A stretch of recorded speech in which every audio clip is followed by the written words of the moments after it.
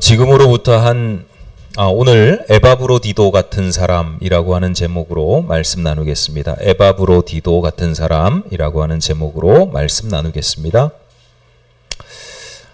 지금으로부터 한 20여 년 전에 우리 원로 목사님이신 서봉석 목사님이 은퇴하시고 제가 우리 교회 이제 담임 전도사가 되었거든요. 담임 전도사가 된 이후로 이제 교회에 있으니까 교회로 오는 전화를 이렇게 받다 보면 꽤 오랫동안 서 목사님에 대한, 서봉석 목사님에 대한 전화를 받은 기억이 있습니다. 서 목사님 잘 계시나요? 안부를 여쭙거나 건강하신가요?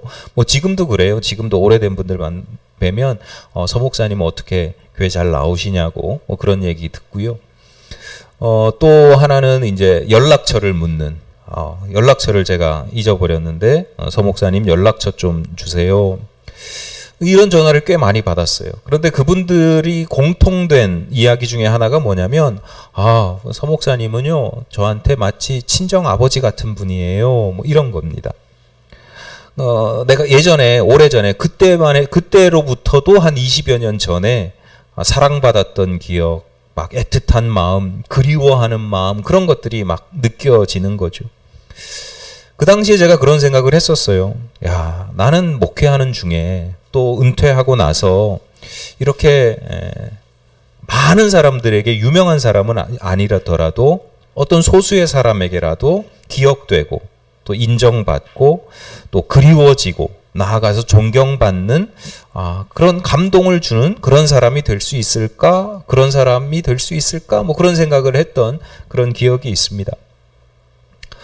우리가 각자의 인생에서 자신이 맡은 역할들이 있고 그 역할에 따라서 성과를 만들어내는 것 참 중요하죠.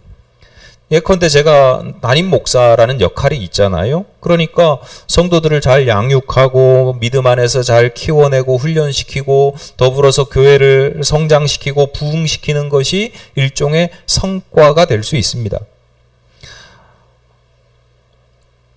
기업을 경영하는 사람들은 경영하는 일에 대해서 성과를 내야 되고, 노동하는 분들은 자신의 노동에 대해서, 또 공직자들은 또 공적인 업무에 대해서 맡은 바 일을 잘하고 성과를 내야죠. 우리가 새로 대통령을 뽑거나 어떤 인사를 하거나 이런 거 할 때 중요하게 보는 것 중에 하나가 얼마나 일을 잘하고 얼마나 우리를 잘 먹고 잘 살게 해줄 것인가, 이런 것들을 따진단 말이에요. 그게 중요하니까. 말 그대로 일 잘하는 사람이 중요합니다.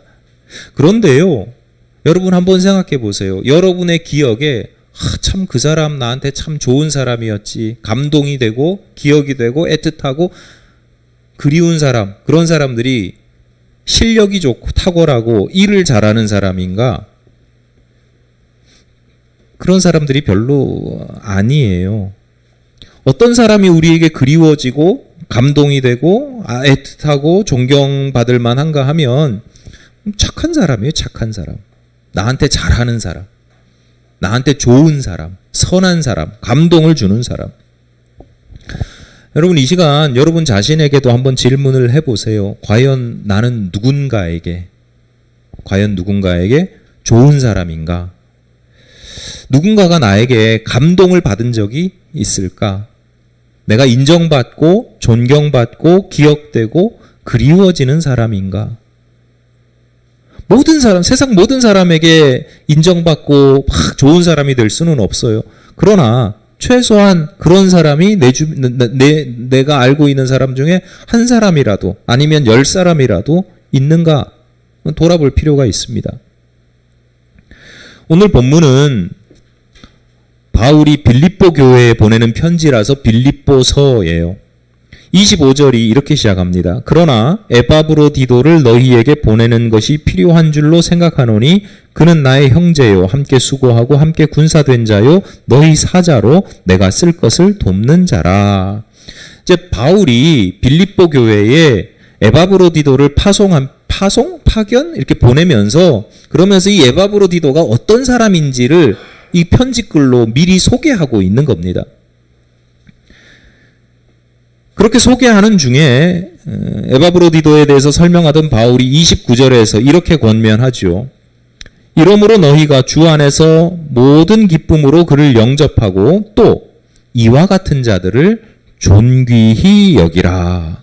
내가 에바브로디도 이렇게 훌륭한 사람을 당신들에게 보내니까 아주 기쁘게 잘 환영하고 환대할 뿐만 아니라 이와 같은 자들, 그러니까 에바브로디도에게만이 아니라 이런 사람, 에바브로디도가 보여주는 이런 사람을 너희는 존귀하게 여겨라, 존경해라, 귀하게 여겨라, 이런 뜻입니다. 바울은 이제 빌립보 교회 그 전에는 이제 그 디모데를 먼저 소개를 하거든요. 근데 디모데에 대해서는 이 사람이 참 유능한 사람이고 뭐 이런 쪽을 많이 강조를 해요. 근데 이어지는 에바브로디도는요, 이 사람이 에바브로디도가 유능하지 못한 사람이 아니에요. 성과가 없는 사람이 아니에요. 교회 안에서 나름 성과가 있는 사람이거든요. 그런데도 바울은 에바브로디도를 보면서 이 에바브로디도를 우리가 존귀하게 여겨야 되는 이유를, 이 사람이 어떤 사람이기 때문이냐면, 아주 쉽게 말씀드려서 이 사람은 참 좋은 사람이야, 마음이 착한 사람이야, 선한 사람이야, 감동을 주는 사람이야, 이렇게 이야기를 하고 있는 겁니다. 바울에게 중요한 거는 일을 잘하는 사람이기도 하지만 어떤 사람이 좋은 사람이냐면, 어떤 사람이 존귀한 사람이냐면 좋은 사람, 착한 사람, 선한 사람. 그럼 어떤 사람이 도대체 좋은 사람이고 감동을 주고 존경을 받을 만한 사람인가? 뭐 여러 가지 조건들이 있겠습니다만 오늘 본문을 근거로 에바브로디도가 여러 가지 모습을 바울이 설명하고 있는데 딱 두 가지만 기억하기 쉽게 딱 두 가지만 제가 말씀을 드리면, 첫째는 뭐냐면 마음을 헤아려요. 에바브로디도는 마음을 헤아리는 사람이에요. 존귀히 여김을 받을 이와 같은 자들은 어떤 사람이냐면 마음을 헤아릴 줄 아는 사람이어야 한다는 겁니다. 본문 26절입니다. 그가 너희 무리를 간절히 사모하고 자기가 병든 것을 너희가 들은 줄을 알고 심히 근심한지라. 에바브로디도가요, 병에 걸렸대요. 여러분 조금이라도 아파보신 분은 아시죠? 다 한두 번 아파본 적은 있잖아요. 한두 번이 아니라 뭐 1년에 몇 번씩도 아프잖아요. 아파본 사람들은 아플 때의 경험을 한번 떠올려 보세요. 다른 사람 신경 쓸 겨를이 있어요? 내가 아프면 다른 사람 신경 못 써요. 막 짜증이 나 죽겠는데. 오죽하면 옛 속담에 남의 연병이 내 곧불만도 못하다, 이렇게 이야기하거든요. 내 곧불이 남의 연병보다 더 아프대요. 감기 몸살만 걸려도, 곧불이니까 감기 몸살이잖아요. 감기 몸살만 걸려도 귀찮고 짜증이 나요. 왜냐하면 내가 직접 실제 내 고통이 나에게 지금 실제 머릿속에 내가 아파, 이게 아니라 내 온몸이 막 아프고 여기저기 욱신거리고 쑤시고 하니까. 그런데 에바브로디도는요, 그 병이 그냥 병에 걸렸다 정도가 아니라 굉장히 중했습니다. 본문 27절 전반부에 이렇게 되어 있습니다. 그가 병들어 죽게 되었으나. 그러니까 쉽게 말해서 작은 병이 아니고 말 그대로 죽을 병이었어요. 그런데 그 에바브로디도가요, 본인의 고통, 나 아파 죽겠어, 본인의 고통이 아니라 내가 아프다는 소식을 듣고 염려할 교우들을 염려하고 걱정하고 있는 거예요. 오지랖도 이런 오지랖이 어디 있어요. 저는 이런 사람들 보면 마음이 불편할 것 같아요. 그 정도로 연병 걸린 사람이 곧불 걸린 사람 걱정하는 그런 모습입니다. 이런 점에서 이 바울이 말하는 에바브로디도가 어떤 사람인가? 굉장히 이타적인 사람이에요. 자기 자신보다 다른 사람을 먼저 생각하고 먼저 배려하는 거죠. 여러분, 우리가 착한 사람, 좋은 사람이 된다고 하는 것이 아주 보여주는 첫 번째 조건은 뭐냐면 이타적이라는 거예요. 남을 위해 산다는 거예요. 남을 먼저 배려한다는 거예요. 언제? 내가 여유가 있을 때? 내가 차고 넘쳐서 그거 그냥 넘쳐서 나누는 거, 그게 아니고요. 내가 충분히 이기적이어도 되는 상황, 이기적일 수밖에 없는 상황 속에서도 이타적인 행동을 하는 거예요. 이순신 장군이 외적을 무찌르고 안중근 의사가 이토 히로부미를 처단한 것은 본인의 영광이나 영달을 위해서, 명예를 위해서 한 게 아니잖아요. 내가 죽을 줄 알면서 내 목숨을 걸면서도 내 목숨을 희생해서라도 결의와 민족을 위해서 필요한 일이었기 때문이죠. 그래서 우리는 그들을 위인이라고 부르고 영웅이라고 부릅니다. 반면에 임진왜란 때 선조가 도망가잖아요. 평양으로 도망갔다가 급하게 의주로 도망가요. 근데 결과적으로 보면 그게 전략적으로 대박이었어요. 왕만 죽이려고 하는 일본 사람, 그 당시 왜군의 전략 전술이 뭐냐면 딱 성에 들어가서 주군을 딱 죽이면 끝나는 거예요. 전쟁이 끝나는 거예요. 그래서 한양에 그냥 급하게 속전속결로 왔는데 어라? 당연히 있어야 될 왕이 없네? 평양으로 도망갔대요. 평양 갔더니 또 도망갔어요. 저 의주로. 의주에서 이제 아차 하면 이제 명나라로 넘어가려고, 도망가려고. 전략적으로요, 임진왜란을 극복해낸 기가 막힌 전략 전술이라고 볼 수 있습니다. 그런데 그 선조를 누구도 좋은 사람이라고 하지 않아요. 왜냐하면 이게 전략적으로 어떤 걸 생각한 게 아니라 내가 살라고, 백성들을 다 죽어도 내 한 목숨 살아가는 게 중요하니까, 내가 곧 나라니까. 옛날에 삼공화국 때 그랬잖아요. 각하가 곧 나라입니다. 뭐 이런 옛날 뭐 짐이 곧 국가다 뭐 이런. 아휴.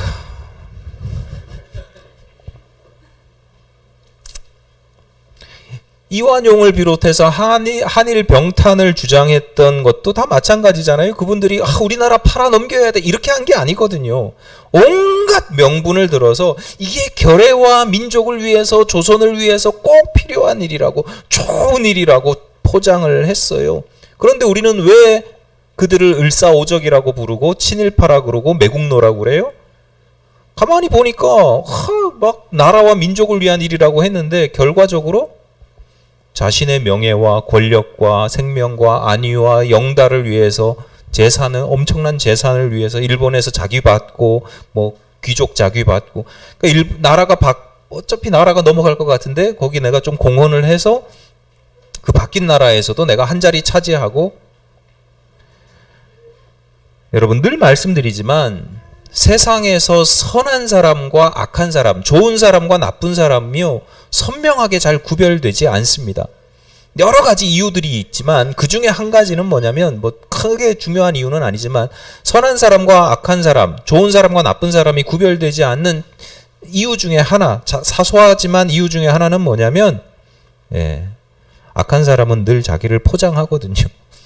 내가 선한 사람인 것처럼, 좋은 사람인 것처럼 위장한단 말이에요. 그러니까 여러분, 말을 믿으면 안 돼요. 이게 조국을 위한 일이다, 민족을 위한 일이다, 국민을 위한 일이다, 그런 말에 속아 넘어가면 바보예요. 어떤 정책이나 어떤 행동이나 어떤 일들이 그 일의 결과에 따라서 그 이익이 누구에게 돌아가는지를 봐야 돼요. 그럴듯하게 말하지만 그 이익이 누구에게 돌아가느냐, 나에게 돌아오면 좋은 사람인 거고 내 걸 빼앗아가면 나쁜 사람인 거예요. 적어도 그 정도는 생각하시면서 사셔야지 됩니다. 오늘 본문 30절입니다. 그가 그리스도의 일을 위하여 죽기에 이르러도 자기 목숨을 돌보지 아니한 것은 나를 섬기는 너희의 일에 부족함을 채우려 함이니라. 에바브로디도가요 자신의 목숨도 돌보지 않았대요. 왜냐하면 자기의 이익을 위해서가 아니고 그리스도를 위해서, 바울이 하는 선교의 일을 돕기 위해서, 그리고 바울을 돕는 일에 부족함이 좀 있었던 빌립보 교우들을 위해서 목숨을 걸었다라고 하는 겁니다.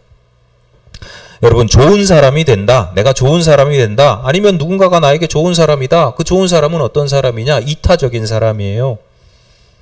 좋은 사람이 되려면요 좀 이타적이어야 해요. 그런데 어떤 사람도 완전할 수가 없잖아요. 그러니까 내가 이타적인 사람이 된다고 해서 내가 이기적인 모습을 완전히 버릴 수 있는 사람은 없어요. 완전히 이타적인 사람은 신이죠.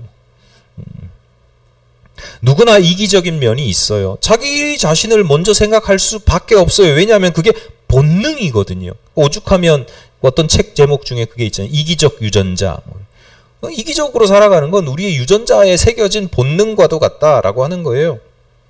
그런데 본능대로 사는 사람은 본능이니까 다 오케이 익스큐즈 되는 거예요? 본능대로 사는 사람이 나쁜 사람이에요.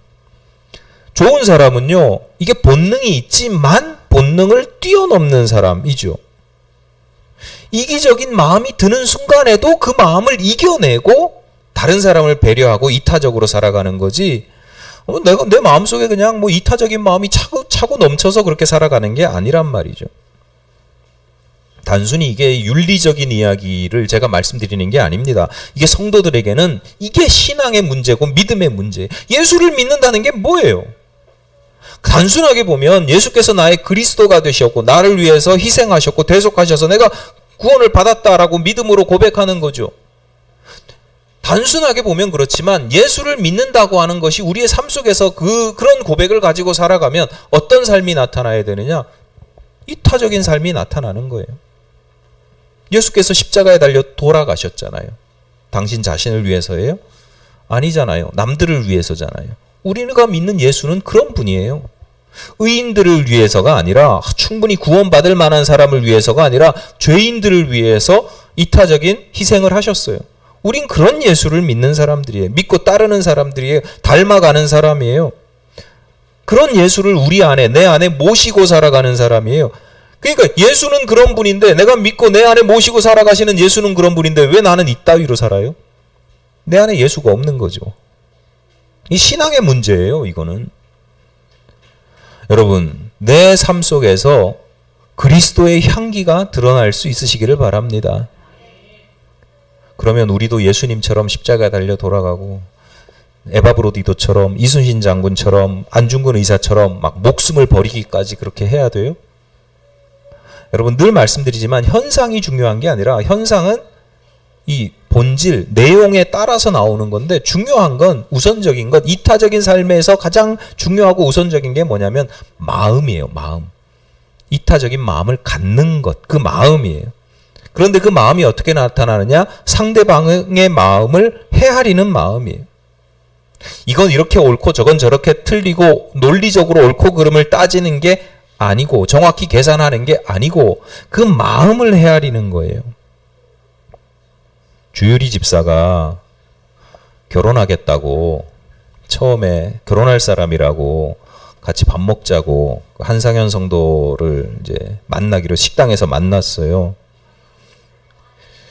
제 입장에서는 우리 유리 집사는 중학생 때, 중학교 2학년 때부터인가 계속 이제 봐오고 자랐으니까 뭐 잘 알지만, 이제 상현 성도는 처음 보잖아요. 그러니까 지금이야 나름 교분이 쌓여가지고, 우리 한상현 성도님이 참 좋은 사람이라는 걸 알게 되었지만, 처음 만날 때는 어떻겠어요? 우리 이쁜 유리를, 우리 이렇게 연약한 유리를 어떤 도둑놈이 와서 혹시나 채가는 건 아닌가. 유리 집사를 아끼는 만큼 큰 경계심이 들잖아요. 실제로 만나보니까 덩치도 얼마나 큰지, 이게 소도둑놈처럼 생겨가지고, 그래서 그러니까 그 자리에서 막 이런저런 훈계와 잔소리와 경고성 발언, 얘 고생시키면 가만히 안 둬, 뭐 이러면서, 나중에 얘기 들어보니까 무서웠대요. 근데 그때 얘기했던 것 중에 하나가, 지금도 뭐 이런 이야기들이 나오면 늘 이렇게 조언을 하는데, 그때 했던 얘기 중에 하나가 그거예요. 나중에 결혼하고 분명히 싸울 때가 온다. 그러면 내 생각이 100% 옳다고 생각되더라도 그게 100% 맞다고 극단적으로 주장하지 마라. 시간이 지나고 보면 아내의 말이 옳다는 것을 깨닫게 될 때가 온다. 제가 그렇게 얘기를 했어요. 제가 주유리 집사를 편들기 위해서가 아니고요. 제가 왜 그 이야기를 하냐면, 이게 제 경험이거든요. 여러분 아시다시피 제가 좀 다소 고지식한 면이 있잖아요. 어떤 부분에선 되게 유연한데 어떤 부분에선 되게 고지식한 면이 저한테도 있어요. 굉장히 보수적인 부분이 있어요. 그래서 옳고 그른 것을 명확하게 따지고 정확하게 분별하는 걸 제 성향이 좀 좋아해요. 그럴 능력이 있다는 게 아니라 하여튼 그런 성향이 있어요. 반면에 제가 그런 성향이 강한 만큼 저희 아내는 전혀 논리적이지 않거든요. 여러분 뭐 같이 오랜 세월 같이 계셔보셨으니까 아실 거예요. 저랑 성향이 너무 달라요. 그러니까 제 입장에서는요. 전혀 논리적이지 않, 집사람의 이야기는 전혀 논리적이지가 않은, 이게 무슨 그 말이 되는 소리야? 이렇게 되는 거예요. 반대로 나는 100% 옳은 거죠. 아내의 생각이나 판단은 틀려요. 그러니까 더 싸우는 거예요. 아니 조금이라도 여지가 있으면 내가 그거 뭐 이해하고 대화를 풀어볼 텐데 조금의 여지도 없이 제 입장에서는 제가 100% 옳은 거예요. 엄청 싸웠어요. 결혼하고 처음에 한 3개월이 한 3년 같았고 한 1년이 한 10년 같더라고요. 아, 이게 결혼 생활인가? 근데 나중에 보니까 아, 내 생각이 진짜 편협했구나. 그거 깨닫는데요. 한 10년 걸렸고요. 그 다음에 깨닫는다고 사람이 변하지 않잖아요. 조금씩 변화시켜 보는데 잘 안 돼요. 지금 그렇게 살아가고 있어요. 이게 뭔 소리야? 왜 내가 100% 옳은데 시간이 지나고 나니까 편협했지? 제가 아주 쉬운 예를 하나 들면 옛날 드라마에 나온 장면, 한 장면으로 제가 설명해 드릴게요. 남자친구하고 여자친구가 있는데 여자친구가 자취를 하는데 자취하는 자취집을 새 집으로 옮겼대요. 근데 새 집으로 옮겼는데 그 방 안에 새 집에 페인트를 새로 칠한 거예요. 새 집이니까 페인트를 새로 칠했어요. 남자친구가 그 새 집 이사간 여자친구한테 다 가서 묻습니다. 어때? 집 어때? 이렇게 물으니까 여자친구가 이렇게 이야기하는 거예요. 창문을 닫으면 방 안에 이 페인트 냄새가 너무 심해서 머리가 아프고 그래서 환기를 시키려고 창문을 열면 바깥에 자동차들이 많이 지나다녀서 그 매연 때문에 너무 힘들다. 어떻게 해야 되냐? 하소연을 하는 거예요. 드라마에서 등장하는 남자들은 어떻게 대답을 하냐면 한쪽 판은 창문을 열어야 된다. 이러저러한 것 때문에 창문을 열어야 된다. 또 반대쪽은 아니다. 창문을 닫아야 된다. 뭐 이렇게 갑론을박을 벌이는 거예요. 그 상황에서 어떻게 해야 될지를 논리적으로 막 찾아내려고 하는 거예요. 그런데 마지막에 한 남자가 딱 등장을 합니다. 그리고 정답을 말합니다. 뭐라고 그랬게요? 여자친구한테 뭐라 그래요? 네? 우리 집으로 와. 이게 남자들이에요. 이게 남자들. 거기서 나오는 여자의 마음을 잘 헤아리는 남자의 대답이 뭐냐면 그래서 좀 괜찮아? 안 힘들어? 괜찮아? 이거예요. 이게 남자들의 사고방식하고요. 전혀 다른 거예요. 근데 우리는 남자들은 그 남자의 사고방식의 틀 안에 딱 갇혀 있잖아요.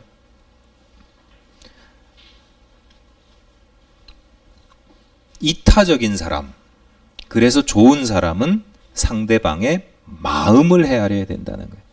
사실관계가 뭐 어떻고 저떻고 따지고 계산하고 논리적으로 분석하고 이게 아니라 그래서 그 마음이 어떤지를 헤아리는 사람들이 이타적인 사람이에요. 이타적인 사람이 무조건 뭐 착하거나 순하거나 순둥이거나 그게 아니에요. 오히려 똑똑하고 지혜로운 사람이에요. 사고의 지평이 넓고 마음이 굉장히 넓은 사람이에요. 상대방의 마음을 먼저 헤아리거나 아니면 상대방의 마음까지도 헤아리는 사람이에요. 하나만 보지 않고 두 개, 세 개, 다양한 이 관점으로 보는 거죠. 여러분의 시선이 어떤 현상에 국한되지 아니하고 상대방의 마음까지도 바라볼 수 있으시기를 바랍니다. 그 마음을 헤아리고 나아가서 배려하면 그러면 여러분은 말 한마디로도 이타적인 사람이 될 수 있어요. 말 한마디로도 누군가에게 따뜻한 미소 하나만으로도 누군가에게 참 좋은 사람, 그리운 사람이 될 수 있다라고 하는 것입니다. 다른 사람의 마음까지도 헤아리는 이타적인 사람이 좋은 사람이고, 또 한 가지만 더 말씀드리면 이제 빈자리를 채우는 사람입니다. 에바브로디도는 빈자리를 채우는 사람이에요. 본문 30절 다시 보겠습니다. 그가 그리스도의 일을 위하여 죽기에 이르러도 자기 목숨을 돌보지 아니한 것은 나를 섬기는 너희의 일에 부족함을 채우려 함이니라. 바울이 특별히 빌립보 교회 교우들이 에바브로디도를 기쁘게 환대하고 존경해야 되는 이유를 설명하고 있는데, 빌립보 교우들이 바울의 선교 사역을 좀 도왔던 모양이죠. 물질적으로나 여러 가지 방면으로 좀 도왔던 모양인데, 뭐 정확하게는 모르겠지만 다소 부족한 면이 있었대요. 그게 물질의 부족함일 수도 있고 배려의 부족함일 수도 있고 생각이나 뭐 여러 가지 부족한 면이 있을 수도 있는데 뭔진 모르겠어요. 그런데 바울이 하는 이야기는 에바브로디도가 그 부족함을 채우는 사람이었다라고 이야기를 합니다. 제가 진짜 좋아하는, 성도는 이래야 된다라고 하는, 제가 개인적으로 가지고 있는 것 중에 하나가 저는 부족함을 채우는 거예요. 그래서 예를 들어서 무슨 행사를 하잖아요. 교회에서 예전에 전도사 때나 뭐 지금도 그렇지만 이렇게 행사를 하면 모든 사람들을 일꾼으로 다 채우지 않아요. 항상 두세 사람의 스페어를 하요. 왜냐하면 어딘가가 분명히 빵꾸가 나게 돼 있거든요. 저도 항상 뒤에서 이렇게 보면서 어디가 펑크가 나나 어디가 미숙한가 이런 걸 딱 보면서 그 부족함을, 빈자리를 채우려고 이렇게 하는 게 제 나름의 개인적인 어떤, 개인적으로 중요하게 여기는 거예요. 그러니까 빈자리를 보는 사람은 노는 사람이 아니에요.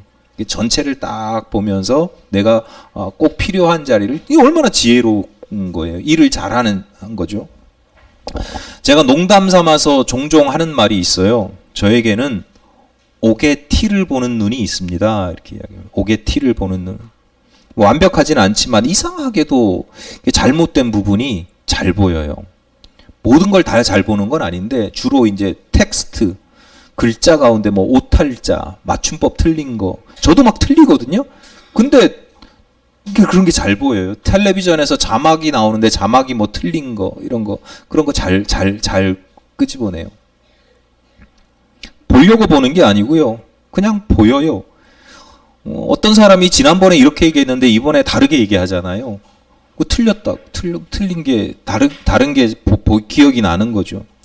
그래서 젊은 지금도 아직 젊긴 하지만 보다 더 젊은 시절에는요. 제가 어떤 사람이었냐면 지적질을 잘하는 사람. 요즘식으로 하면 팩트 폭행, 선후배 이런 거 안 가려요. 특히 그러니까 제가 참 순진했던 게 제 사람이라고 생각하면, 내가 친한 사람이라고 생각하면, 아끼는 사람이라고 생각하면 예의고 뭐고 이런 게 없어요. 10년 위에 선배도 그거 틀렸다고 잘못했다. 왜냐하면 지적하는 게 아니라 난 도와주려고 뭐 그러는 거죠. 근데 나이가 점점 들어가면서 지적하지 않으려고 해요. 지적하는 게 아니죠. 이거 틀렸으니까 고쳐 이렇게 하는 건데 그것마저도 웬만하면 잘 안 하려고 해요. 얼마 전에도 단톡방에 임원들 뭐 이렇게 하는데 뭐 이렇게 보고서 올렸는데 이대로 올려도 될까요? 하는데 제가 아주 사소한 문장, 단어 하나를 요걸 요렇게 바꿨으면 좋겠다고 탁 달았다가 삭제했어요. 삭제. 야, 이거 예전 같으면 그냥 보다 더 좋은 표현을 쓰는 게 중요했는데 지금은 그냥 이거 아무것도 아닌데 다른 사람들 전혀 신경도 쓰지 않는 건데 그냥 굳이 내가 신경 써가지고 지적질한 것처럼 보이는 거 아닌가? 근데 이게요, 바뀌어가는 게 얼마나 힘든지 몰라요. 왜냐하면 저에게는 오게티를 보는 은사가 있다니까요. 안 보려고 해서 안 보이는 게 아니고 그냥 보여지니까요.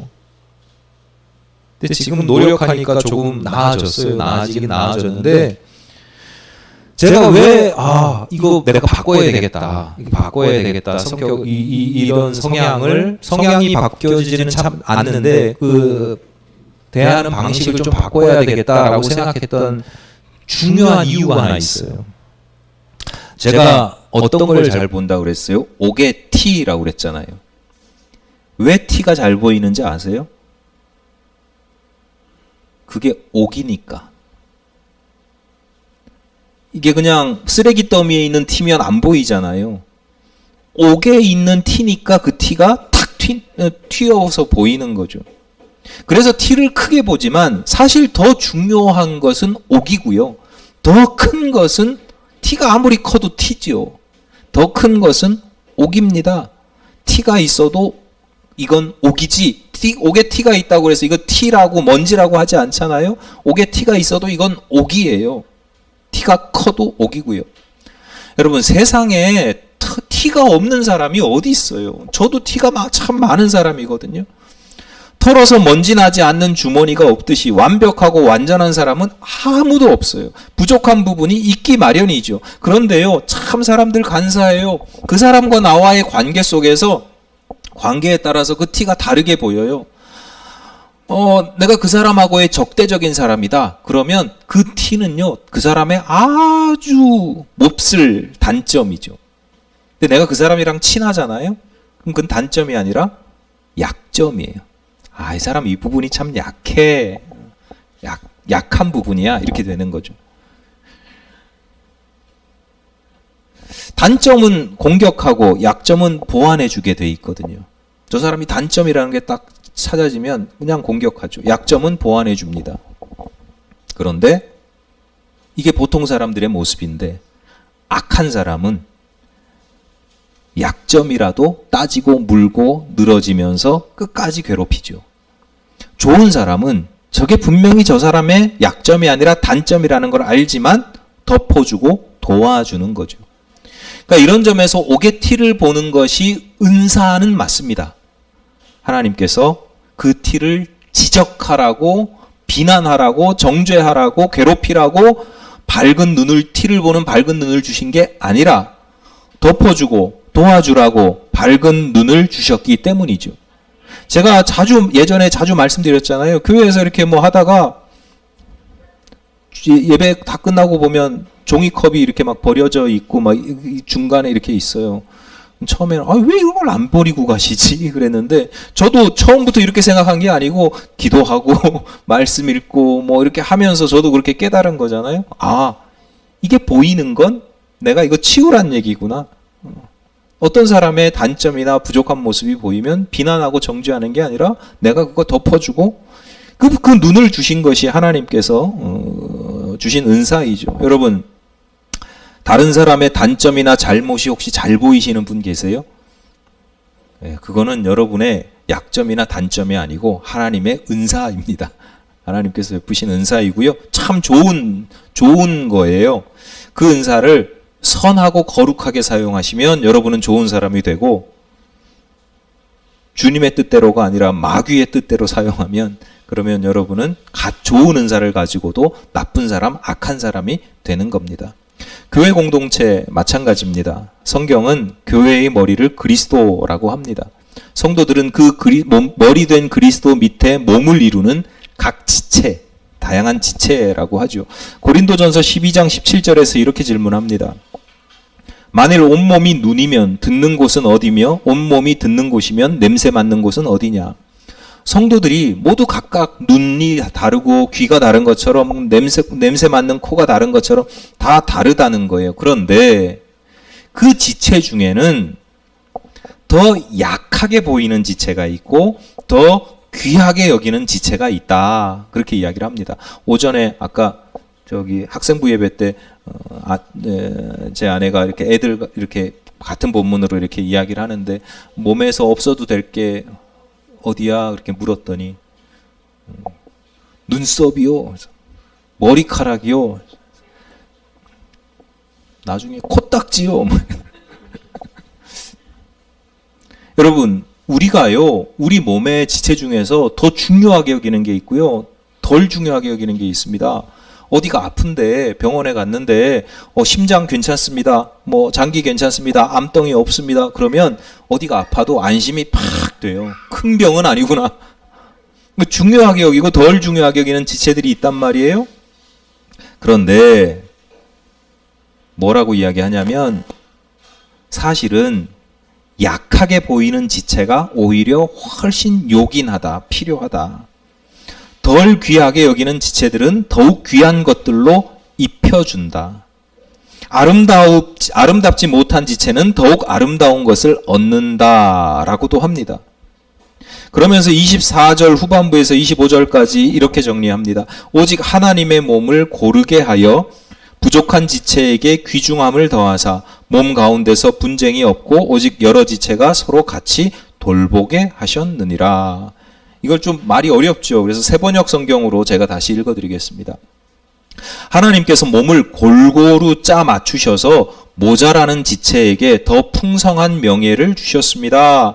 그래서 몸에 분열이 생기지 않게 하시고 지체들이 서로 같이 걱정하게 하셨습니다. 이래도 정확하게 명확하게 이해가 잘 안 되시죠? 여러분, 제가 한 가지만 딱 말씀드릴게요. 이 말씀을 성도들이 이 말씀을 어떻게 받아야 되냐면 평소에 나 자신을 어떻게 생각해야 되는지를 보여줍니다. 만약에 나한테 나라는 존재에 풍성한 명예가 있어요. 왜요? 내가 유명하고 막 사람들에게 명성을 누리고 있어요. 왜요? 사실은 내가 모자란 지체라서 하나님께서 명예를 주신 거예요. 덮어주신 거예요. 명예로 이렇게 입혀주신 거예요.